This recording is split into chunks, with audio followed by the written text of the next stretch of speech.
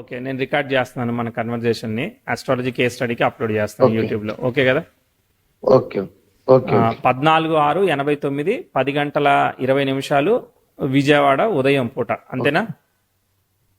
అవునండి. మీకు మీ నక్షత్రం తెలుసా? చిత్తా నక్షత్రం. చిత్తా నక్షత్రం మూడో పదం అండి. చిత్తా నక్షత్రం 3వ పాదము. సో ఇప్పుడు ఏం జరుగుతుందో చూద్దాము. చంద్రుడు కర్కాటకంలో 22 డిగ్రీస్, అంటే దాని ఎండింగ్ డిగ్రీస్ ఎండింగ్ వరకు ఉంటాయి. తర్వాత సింహంలో ఇప్పుడు లగ్నం సింహలగ్నమే జరుగుతుంది, ఎండింగ్ డిగ్రీస్ లో ఉంది. అంటే మీ లగ్నము సింహలగ్నము, అట్లనే నక్షత్రం చిత్తా నక్షత్రం రెండింటికి కూడా కన్ఫర్మ్ అవుతుంది. ఇది కర్కాటకం కాదు, సింహమే అని ప్రూవ్ చేస్తుంది. సో సింహ లగ్నానికి కుజ నక్షత్రం ఇక్కడ కాంబినేషన్ 14 తీసుకుంటేనే సెట్ అవుతా ఉంది. ఓకేనా? ఓ నిమిషం ఎక్కువ తీసుకోలేను, తక్కువ తీసుకోలేను, అది నా సమస్య. ఓకే, అదేనండి. సో చెప్పండి, మీరు ఏం చేస్తున్నారు? మీకు ఏం కావాలి అసలు? అసలు నేను మామూలుగా అయితే పీజీ చేస్తానండి. పీజీ చేశారు? పీజీ చేసి ప్రస్తుతం కొన్నాళ్ళు జాబ్ చేశాను. 2017 మ్యారేజ్ ముందు వరకు జాబ్ చేశా. తర్వాత మ్యారేజ్ November 24th అయింది 2017 లో. మ్యారేజ్ తర్వాత నుంచి ఇంకా జాబ్ ఆపేసి ఇంకా అగ్రికల్చర్ లోకి వచ్చా. Okay okay. అంటే మా డాడీ ఇక్కడ 100 acres దాకా వేస్తా ఉంటారు, ఒక 50-60 దాకా. ఏం చేస్తారు? కొంచెం మా డాడీ వ్యవసాయం. Okay okay. మీ ఓన్ ల్యాండ్ ఉంది, దాంట్లో అగ్రికల్చర్ చేస్తున్నారు? ఓన్ ల్యాండ్ కాదులేండి, కొంత మంది కొంత మిగతాది కౌలుకి తీసుకొని చేస్తాం. Okay okay okay. ఎన్ని ఎకరాలు చేస్తున్నారు? అప్పుడు నేను వచ్చినప్పుడు 60 ఉందండి, ఇప్పుడు కొంచెం 100 దాకా చేస్తున్నాం. Okay okay, right. ఇప్పుడు తర్వాత అది వన్స్ మ్యారేజ్ అయిన తర్వాత నుంచి జాబ్ నుంచి బ్రేక్ అయ్యి ఇటు వచ్చాను. Okay, right. క్వశ్చన్ ఏంటిది? నెక్స్ట్ ఫర్దర్ ఫ్యూచర్ ఎట్లా ఉంటుంది? అట్లా ఇప్పుడు అగ్రికల్చర్ లోకి వచ్చిన తర్వాత 2-3 years బానే ఉంది. ఓకే. లాస్ట్ ఒక 2020-21 దాకా బానే ఉంది. తర్వాత ఈ 3 years నుంచి కూడా కొంచెం ఒడిదుడు లాగుంది. మీ క్రాప్ ఏంటిది? ఇది వడ్లు అండి. రైసేనా? రైస్. ఓకే. ఇదివరకు 2 crops ఉండేది రైసే, ఇప్పుడు 1 crop అయింది. తర్వాత మినుము జల్లుతాం, అది పెద్ద అంత ఆశించినంత ఇదిగా రావట్లేదు. ఓకే, సరే సరే. ఒకసారి ల్యాండ్ ఇక్కడ చార్ట్ చూసి అర్థం చేసుకుందాం, తర్వాత మాట్లాడదాం. ఓకే. సింహలగ్నమే, అసలు ఎటువంటి కన్ఫ్యూజన్ లేదు నాకైతే. సింహలగ్నానికి లగ్నాధిపతి దశమంలో ఉన్నాడు, తర్వాత గురువు ఉన్నాడు, బుధుడు ఉన్నాడు. అంటే పంచమాధిపతి, లగ్నాధిపతి పంచమాధిపతి కేంద్ర కోణాధిపతుల కలయిక రాజయోగం పట్టింది. కానీ వీళ్ళందరూ కూడా కుజ నక్షత్రంలో ఉన్నారు. కుజుడు వచ్చేసేసి వ్యయంలో డిబిలిటేట్ అయ్యి మళ్ళీ కుజ నక్షత్రంలో ఉన్న రాహుని ఆస్పెక్ట్ చేస్తున్నాడు, విచ్ ఈజ్ క్రేజీ. అంటే ఏంటిది? మనం ₹1 పెడితే ఒక్కోసారి డబ్బులు ఇన్వెస్ట్ చేస్తే మనకి లాస్ అయ్యేదానికి కూడా కాంబినేషన్ చూపించాడు ఒకటి. తర్వాత వ్యయాధిపతి కూడా చంద్రుడు అదే కుజ నక్షత్రంలో ఉన్నాడు, కుజుడు డిబిలేట్. అంటే ఇప్పుడు ఈ నీచపడ్డ కుజుడిని ఎంతమంది ఫాలో అవుతున్నారు? చంద్రుడు ఫాలో అవుతున్నాడు, రాహు ఫాలో అవుతున్నాడు, రవి ఫాలో అవుతున్నాడు, కుజుడు ఫాలో అవుతున్నాడు, ఇంతమంది ఫాలో అవుతున్నారు. తర్వాత నెక్స్ట్ శని వక్రిస్తే ఆ నక్షత్రంలో కుజుడు ఉన్నాడు, అదొకటి.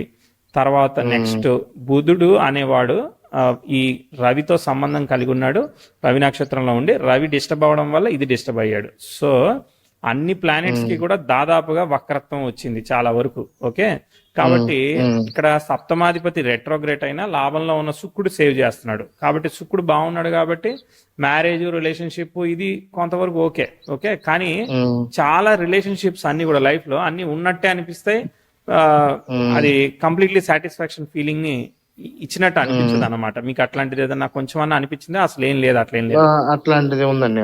ఉంది కదా? ఉంది. రైట్. లగ్నాధిపతి దశమంలో స్వయంగా ఉండడం, యోగకారకుడితో ఉండడం, ఇవన్నీ ధనాధిపతితో ఉండడం వల్ల మనకి పవర్ పొజిషన్ చాలా వరకు వస్తుంది. కానీ 1 నుంచి 10 వరకు లెవెల్స్ వేసుకుంటే 10 తక్కువ లెవెల్, 1 టాప్ లెవెల్. అయితే మనం ఏ 2, 3 దగ్గర దాకా వెళ్తాం, 1 వెళ్ళడానికి ఇబ్బంది అవుతుంది, అది ప్రాబ్లం. అదొక ఇష్యూ ఉందన్నమాట. సో పవర్ గేమ్ నడుస్తూ ఉంటది ఎప్పటికీ. ఓకే, సో ఫినాన్షియల్ గా మనము సరైన మేనేజ్మెంట్ చేయకపోతే కూడా ఈజీగా we are get into the loss, అట్లాంటిది వెళ్ళేదానికి కూడా కారణం అవుతుంది. సో చూద్దాం చార్ట్ ఎలా ఉంది. చార్ట్ అర్థమైంది, చార్ట్ లో లీకేజ్ ఉంది. సో దాన్ని మనం టైం ని బట్టి ఫైండ్ చేద్దాము, అర్థం చేసుకుందాం. ఓకే, సో ఒక్కసారి చార్ట్ స్టార్టింగ్ నుంచి వెళ్దాం. ఓకే, 89, 90. సో దశమ భావ మధ్యము వృషభంలో పడింది. అది ఫస్ట్ కుజుడికి సెక్స్టైల్ ఇచ్చి వెళ్తుంది కదా. సో ఫస్ట్ చక్కగా ఉంది. ఫస్ట్ కుజు దశ జరుగుతూ ఉంది. కుజుడి స్టార్ లో చాలా ప్లానెట్స్ ఉన్నాయి. కుజుడి స్టార్ లాడు పంచమంలో ఉన్నాడు. బట్ స్టిల్ ఓకే అనమాట, పెద్దగా నెగిటివ్ ఏమి ప్రస్తుతానికి చెప్పట్లేదు. ఓకే, సో 90 పోతుంది. చిన్నప్పుడు ఏదైనా ఇన్ఫెక్షన్స్, మోషన్స్ అట్లాంటివి ఏమైనా ఇచ్చే అవకాశం ఉంటుంది. బట్ మీకు ఏమైనా తెలుసు? అయ్యిందా లేదా? అయింది మోషన్స్. సరే, దాని తర్వాత మళ్ళీ చాట్ మళ్ళీ రెక్టిఫై, గురువు ఉన్నాడు కదా, సో కొంచెం కాపాడుతాడు, తర్వాత ముందుకు వెళ్తుంది. మీకు 93, 94 లో రాహుదశ జరుగుతా ఉన్నది. రాహు స్టార్ ను ఆక్యుపై చేసిన శుక్రుడు ఒక్కడే ఉండడం వల్ల రాహుదశ అదరగొడుతుంది. కాబట్టి ఏంటంటే I'm expecting very good results in రాహుదశ. 93, 94 లో మీ ఫాదర్, అప్పుడు మనం చైల్డ్ కాబట్టి ఫాదర్ కే కదా, అప్పుడు కొంత వయసు వచ్చేంత వరకు మనం అలాంటి సిచ్యువేషన్ లో ఉన్నామని చెప్పాలి. ఓకే, ఆయనకి మంచి రిసోర్స్ దక్కితే మనకి అన్ని ఇవ్వగలుగుతారు కదా, అంతేనా? సో కాబట్టి మనం చాలా మంచిగా ఉందని చెప్పాలి. 93, 94 లో మీ ఫ్యామిలీ సిచ్యువేషన్ అదంతా కూడా ప్రోగ్రెస్ లోకి వెళ్తది. ఓకే, హలో ప్రోగ్రెస్ లోకి వెళ్తుంది. ఓకే, 93, 94 లో ఇంప్రూవ్మెంట్ అయింది కదా. ఓకే, అక్కడి నుంచి ఇక వెళ్తానే ఉంటది. ఎంతకాలం వెళ్తుందో చెప్తాను. ఓకే, 95, 96 మీరు ఏదైనా చేయండి, అగ్రికల్చర్ చేయండి, ఇంకోటి ఏదైనా చేయండి, ఏది సంబంధం లేదు. It will move forward, positive results వస్తాయి. ఓకే, సో లెట్స్ సీ 96, 97, 98, 99 చెప్తానే ఉంటాయి నేను. ఓకే, ఇక రాహు దశ అంతా కూడా సూపర్ కాబట్టి చెప్తా ఉంటాను. బ్రేక్ వచ్చినప్పుడు చెప్తాను. ఓకే, అప్పటిదాకా కూడా మీ చైల్డ్హుడ్ అంతా కూడా చాలా పీస్ఫుల్ గా మంచిగా సాగుతుంది, ఇబ్బంది లేదు. Okay, progressive 10th house Jupiter కి కంజైండ్ అయ్యేంత వరకు ఈ చార్ట్ లో ఇష్యూ రాదు. ఓకే, ఇక్కడ ఒక చిన్న కంజంక్షన్ అయింది. మెర్క్యూరీ ఇక్కడ కంజంక్షన్ అయ్యేది ఇది ఇంచుమించుగా 6, 7లో 6, 7, 6 ఓకే, 7లో రాహులో రవి జరుగుతున్నాడు. ఇది బాలేదు. ఓకే, కాబట్టి రాహు రవి ఒకే నక్షత్రంలో ఉన్నారు కదా, నీచపడిన కుజ నక్షత్రంలో, కాబట్టి ఇక్కడ డిస్టర్బ్ అవుతుంది. కాబట్టి ఆ 7లో చదువు ఎలా ఉంది, లేదనంటే అక్కడ ఫ్యామిలీ హెల్త్ ఎలా ఉంది, అక్కడ కొంచెం డిస్టర్బెన్స్ ఏమైనా వచ్చిందా లేదా? చదువు అంటే హెల్త్, ఫ్యామిలీ పరంగా హెల్త్ అంటే ఏ ఇయర్ అండి అది? 2007, 6 డిసెంబర్ 7 అక్టోబర్ 2006 డిసెంబర్ 2003లో ఒక ఫైనాన్షియల్ క్రైసిస్ వచ్చింది. అప్పుడు బాగా మా డాడీ బాగా మిర్చి మంచి పీక్స్ లో ఉన్న టైంలో సైక్లోన్ వచ్చింది. సైక్లోన్ వచ్చి ఒకేసారి 25 lakhs, అప్పుడు 25-30 lakhs అంటే చాలా ఎక్కువ కదా. అప్పుడే 30-40 lakhs ఉందా ఎదుగుతున్నాను, నాకేమైనా కనబడుతుందో చూస్తున్నాను. 2003 అనుకుంటా, 3లో చూస్తున్నాను. 3లో కేతుభుక్తి జరుగుతా ఉన్నది. కేతు రిప్రజెంట్స్ సన్ బానే ఉన్నాడే, కానీ అక్కడ ఏమి కాంప్లికేషన్ కనబడలేదు. అని అంటే నాకైతే కనిపించలేదు, మరి నేను ఒప్పుకోవాలి కదా. సో కానీ ఒకవేళ మీకు లాస్ అయినా గానీ త్వరలో మళ్ళీ సెట్ అవుతుంది, బ్యాలెన్స్ అవుతారని చెప్పాలన్నమాట. అట్లా జరిగితే రికవరీ అవుతారు, ఏదో రకంగా సెట్ అవుతుంది అని చెప్పాలి. ఓకే, కానీ అంటే 3, 6 బానే ఉండాలి, అర్థమైందా? 3 తర్వాత 6 సెట్ అయ్యి ప్రోగ్రెస్ రావాలి, మళ్ళీ రికవరీ ప్రోగ్రెస్ రావాలి. వచ్చినట్టు అనిపించిందా? అంటే ఎడ్యుకేషన్ కదండి, పర్లేదు. ఎడ్యుకేషనే కాదు, ఫాదర్ ఇంత ముందు లాస్ అయిందన్న, అంత బానే ఉంది. మళ్ళీ రికవరీ అయ్యి ముందుకు పోయారు కదా, మళ్ళీ రికవరీ మళ్ళీ నెక్స్ట్ ఫీల్డ్ చేయడం అట్లా తర్వాత చెప్తాను. అంటే మేజర్ ఏదైనా కానీ మనం రిలేటివ్ గా తీసుకోవాలి, అర్థమైందా? సో ఇప్పుడు మీకు అది డ్యామేజ్ అయ్యి లైఫ్ లోనే ముందుకు పోకపోతే అప్పుడు అది కాంప్లికేషన్. అదే ముందుకు పోగలిగితే అడ్జస్ట్ అయ్యి మళ్ళీ రికవరీ అవుతా ఉంటది, పాజిటివ్ అన్నట్టే కదా, అర్థమైందా? అది మీ ఫాదర్ చార్ట్ లో ఇంకా స్పెసిఫిక్ గా మనం ఇంకా చూడొచ్చు అనమాట. ఓకే, మన చార్ట్ నుంచి కొంతవరకు. సో ఇప్పుడైతే మనకి డ్యామేజింగ్ అంటే ఇక్కడ చదువు ఎలా ఉంది అవన్నీ అడుగుతాను అనమాట. 8 ఆ ప్రాంతంలో ఎక్స్పెక్టెడ్ గా ఉందా, లేదంటే ఏమన్నా కొంచెం ఇబ్బంది వచ్చిందా? పర్లేదు, ఇబ్బంది ఏం లేదు. నేనంటే యావరేజ్ స్టూడెంట్ నే, ఓకే పాస్ అవుతే వెళ్ళిపోయామండి. Okay right. మళ్ళీ 2007 అంటే నాకు ఇంటర్మీడియట్ అయిపోయింది. ఓకే, ఇక్కడ బీటెక్ లో జాయిన్ అయ్యాను. ఇట్లాంటప్పుడు ఒక్కోసారి చిన్న ఆస్పెక్ట్ జరుగుతుంది. మళ్ళీ ప్రాబ్లం వచ్చినప్పుడు మళ్ళీ చెప్తా. Okay sir right. తర్వాత మళ్ళీ ఇప్పుడు అంటే ఏంటంటే అసలు ఏ పెయిన్ లేకుండా లైఫ్ అనేది స్టెప్ బై స్టెప్ అలా వెళ్ళిపోతుంది స్మూత్ గా. యాక్చువల్లీ అర్థమైందా? అదే ఆ, ఇలా అదే వెళ్ళిన అదే వాళ్ళు కాన్ఫిడెంట్ గా ముందుకు వెళ్ళిపోతారు లైఫ్ లో. అసలు ఏ ఇబ్బంది అనేదే ఉండదు. ఓకే. అదే తర్వాత 17లో పెళ్లి అయిందన్నారు కదా, దీని తర్వాత మీకు ఒక ఆస్పెక్ట్ చెప్తాను. ఆ ఆస్పెక్ట్ వచ్చినప్పుడు మీరు ట్రిగర్ అవుతారు. ఓకే. ఎగ్జాక్ట్లీ 2020 జూను 21 జూన్లో ప్రోగ్రెసివ్ 10th హౌస్ సన్ మీద నుంచి వెళ్ళాడు. సన్ కి రెట్రో ఎఫెక్ట్ ఉంది కదా, సో ఇది కాంప్లికేటెడ్ ఆస్పెక్ట్ కదా. ఇక్కడి నుంచి మనం ఒక 3 years వరకు ప్రోగ్రెస్ చెప్పేదానికి లేదు. ఓకే. కానీ లక్కీగా అదే టైంకి progressive sun 10th house extra ఇచ్చాడు, కాపాడాడు. అయినా కూడా సన్ బుక్ తో వచ్చింది. సన్ స్టార్ లో ఎవరు లేరు. సన్ ఉన్నాడు కదా, మెర్క్యూరీ ఉన్నాడు, సేవ్ చేస్తున్నాడులే. బట్ అయినా కూడా ఇక్కడ 21 అరౌండ్ 2021 లో మీకు మిక్స్డ్ రిజల్ట్ వచ్చి ఒక 1 year తర్వాత కొంచెం బ్యాలెన్స్ అవ్వచ్చు. కానీ ఫస్ట్ అక్కడ అనుకున్నంత ప్రోగ్రెస్ రాకపోవడమో, లేదంటే ఫాదర్ హెల్త్, బిజినెస్, వర్క్ అట్లాంటివన్నీ కూడా కొంత ఇబ్బంది ఉంటాయని నేను అనుకుంటున్నాను. మీరేమన్నా అనుకుంటున్నారా లేదా? అవును. 2021 మా డాడీకి కొంచెం లివర్ సిరోసిస్ ప్రాబ్లం వచ్చింది. ఓకే ఓకే తర్వాత మెడికేషన్స్ వాడతా కొంచెం ఓకే అయింది. ఓకే తర్వాత పర్లేదు. 2021 మార్చి 16th నాకు బాబు పుట్టాడు. Okay, congrats. ఒక 1 year ఇక్కడ క్రంచ్ ఇచ్చి మళ్ళీ కొంచెం ముందుకు పోయింది అనమాట చార్ట్. ఎందుకంటే ప్రోగ్రెసివ్ సన్ 10th హౌస్ కి ఎక్స్ట్రా ఇచ్చాడు. ఇది ఒక బ్యాలెన్సింగ్ ఆస్పెక్ట్. మళ్ళీ 2 years తర్వాత మళ్ళీ ప్రాబ్లం చెప్తాను. ఓకేనా? సో 21, 22 ఓకే అయితే మళ్ళీ 24 దగ్గర మళ్ళీ ఇప్పుడు కరెంట్ టైం అనమాట. 24, 24 జూన్ నుంచి చూడండి 10th house conjunction natal Jupiter జరుగుతుంది. అంటే ఫైనాన్షియల్ ఫ్లో అనేది అవుట్ ఫ్లో అవుతుంది, ఇన్ఫ్లో అయితే లేదు. అర్థమైందా? ఎందుకంటే progressive Venus 10th house square ఇచ్చాడు. కెరియర్ లో అసలు ఇదంతా నేను చేయగలుగుతానా లేదా అని ఒక రకమైన ఫియర్ ని క్రియేట్ చేసేంతగా జరుగుతా ఉన్నట్టు అనమాట. కనిపించిందా? అవునవును. సో 2024 జూన్, జూలై, ఆగస్ట్ లో, సెప్టెంబర్ లోను అసలు విజయవాడ మొత్తం ఇది వచ్చింది కదా, అవును, ఫ్లడ్ వచ్చింది, వరద ఫ్లడ్ వచ్చింది కదా. మొత్తం వేసిన 100 acres మొత్తం జీరో అయిపోయింది మొత్తం. అంటే ఇంకో 1 month లో కటింగ్ అయ్యేది మొత్తం కొలాప్స్ అయిపోయింది. గింజ కూడా మన దగ్గర రాలా. అవునవును. ఎంత లాస్ మొత్తానికి 100 acres అంటే? దగ్గర దగ్గర ఇంకొక మంత్ అయితే 70-80 lakhs వచ్చింది. Okay okay okay. ఆల్మోస్ట్ అంటే మనం పెట్టిన ఇన్వెస్ట్మెంట్ 25-30 lakhs అయింది. అదే ఇప్పుడు 1 crore దాదాపు మిస్ అయిపోయినట్టే కదా. 1 crore కాకుండా 1 year మిస్ అయిపోయినట్టు అదంతా కూడా. అవునవును. ఎఫర్ట్ అన్ని ఉంటాయి కదా. అదే సో ఆస్పెక్ట్ అనేది ఎక్స్పెక్టెడ్ గా వెళ్ళట్లేదు. మీరు టైం వెళ్ళడం అనేది ఫ్లో వెళ్ళడం ఓకే, గానీ ఇక్కడ టైం సరిగా లేదు, రిస్క్ లో జరుగుతా ఉంది యాక్చువల్ గా. ఓకే సరే, ఇప్పుడు గ్రోత్ చెప్పాల్సిందే, చూద్దాం అయితే. ఇక యాక్చువల్ గా నెక్స్ట్ ఏంటిది? ప్రోగ్రెసివ్ మార్స్ నెటల్ సన్ కి సెక్స్టైల్ ఇస్తాడు, అది బ్యాడ్ ఆస్పెక్ట్. అర్థమైందా? ప్రోగ్రెసివ్ మార్స్ 10th హౌస్ కి అది అవుతాడు, అది బ్యాడ్ ఆస్పెక్ట్. దాదాపు మళ్ళీ ఎప్పుడు చెప్పాలి తెలుసా గ్రోత్? 2030లో చెప్తాను. అప్పటి వరకు ఏంటంటే రిస్క్ మేనేజ్మెంట్ చేయమని చెప్తాను. Progressive 10th house opposition natal Uranus వస్తుంది, కానీ అది సరిగ్గా పనిచేస్తుంది దేవుడా. సో సరిగ్గా పనిచేసినప్పుడు అది బ్యాడ్ రిజల్ట్ ఇస్తుంది. ఓకే, ఎందుకంటే కేతువు యురేనస్ ఒకే స్టార్ లో ఉన్నారు. ఇది నేను ముందే చెప్పాను చార్ట్ లోపల, లాస్ ప్రాస్పెక్టివ్ లోకి వెళ్లే అవకాశం ఉందని.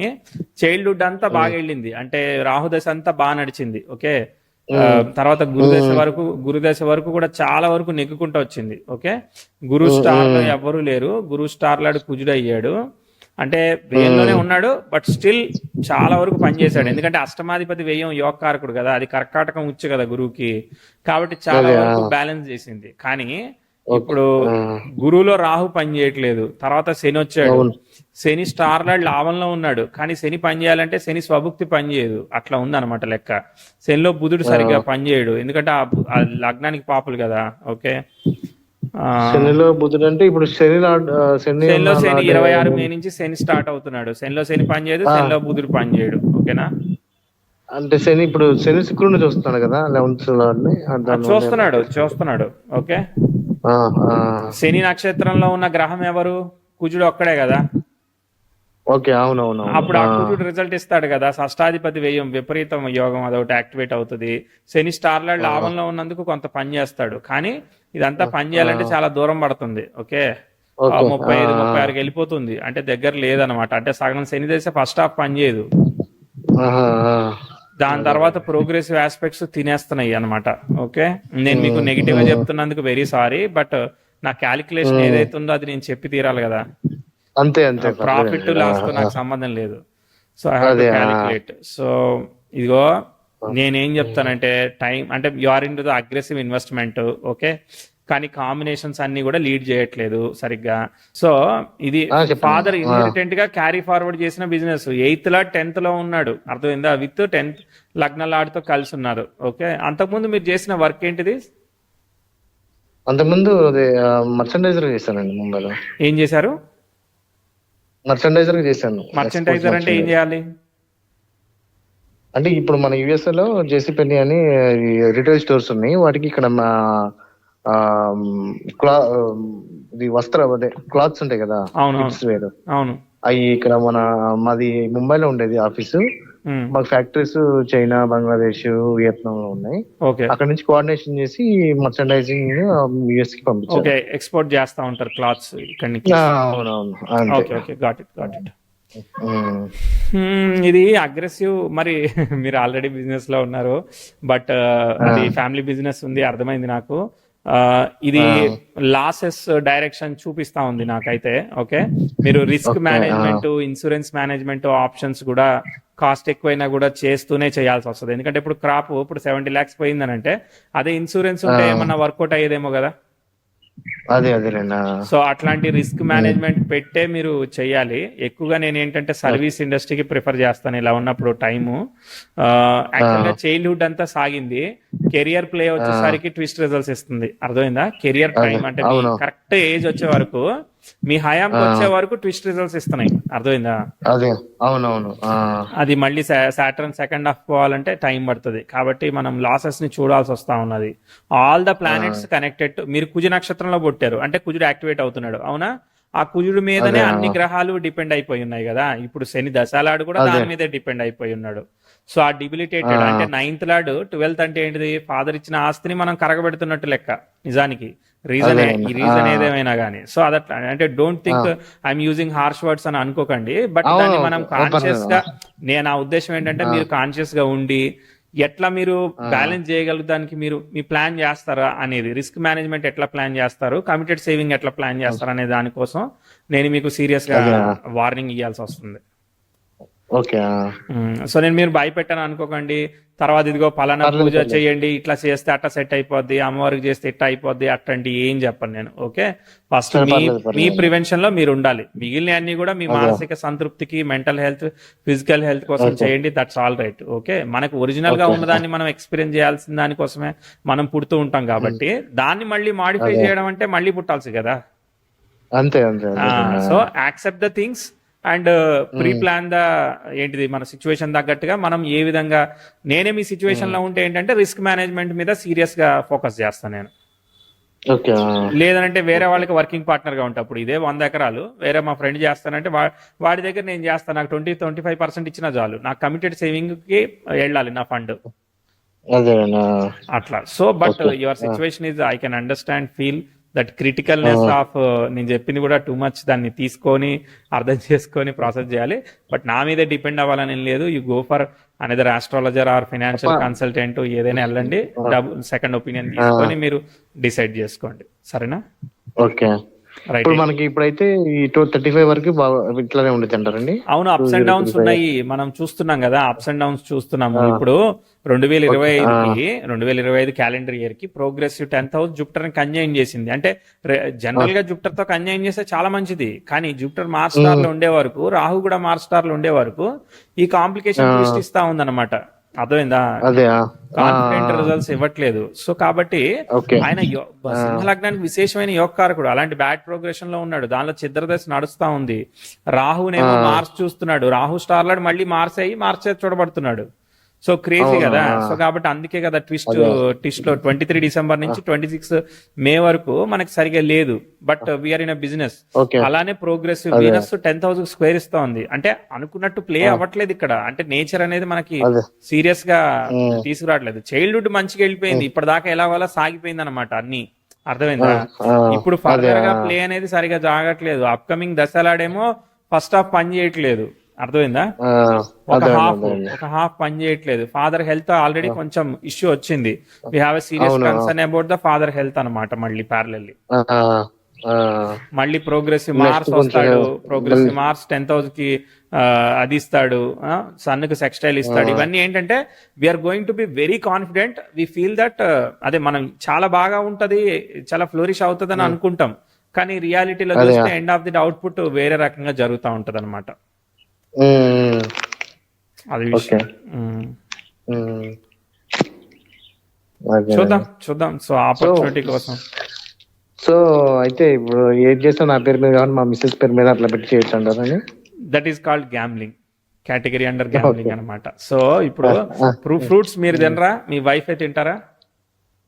అట్లా యూల్ ఎంజాయ్ అదే టుగెదర్. అంతే కదా. ఫ్యామిలీ అంటే అందరూ అంతే, ఎంజాయ్ చేసేదే.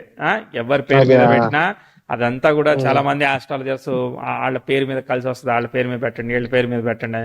మీకు నచ్చి మీరు పెట్టుకోండి, దట్స్ ఓకే. ఇష్టం కొద్దీ పెట్టుకోండి. అంతేగాని మీ ఫేట్ ని మ్యానిపులేట్ చేయడానికి వేరే వాళ్ళ పేరు మీద సెట్ చేద్దాం అనుకుంటే కుదరదు. ఓకే. నేనేమంటానంటే నువ్వు నన్ను మోసం చేయొచ్చు కానీ ఫేట్ ని మోసం చేయలేవని చెప్తా. అంతే, అదేనండి. అంటే మా డౌట్ వచ్చి అడిగానండి. లేదు, మీకు క్లారిఫై చేయాలి, చూసే వాళ్ళకి కూడా క్లారిఫై అవుతుంది కదా. అది అదే. రైట్. సో 2035 వరకు హెల్త్ ఎలా ఉంటుందండి? వెల్త్ పోతే హెల్త్ బానే ఉంటది.